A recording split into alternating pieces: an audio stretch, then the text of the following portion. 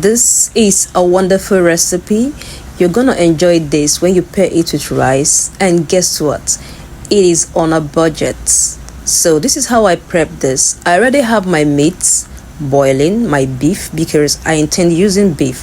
So I'm gonna add little palm oil and allow it simmer. Guys, this is so delicious. Now I'm gonna add the onions. The excitement so this is blended crayfish. I'm gonna put in crayfish and allow it boil together. You understand? Allow the ingredients to marry themselves.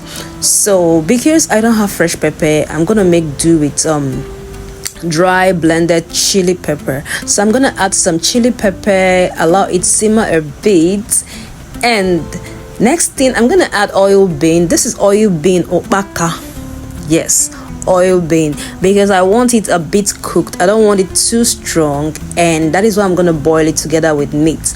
My meat is tender already. I'll allow it boil a bit. Now is the perfect time to introduce my scent leaves. I'll allow my scent leaves boil because I want all the goodness and flavor in this leaf to come out, because this leaf is one leaf that gives you that unique taste, especially when you're prepping vegetables. So I cover and allow it cook a bit. The next thing will be to introduce my water leaves. After checking out to see that my scent leaves are tender, the next thing will be to add my water leaves. Guys, water leaves is a must if you want to enjoy this delicacy. So I go on to add more crayfish and I stir, allow it boil a bit, just a little heat so that the vegetables don't overcook.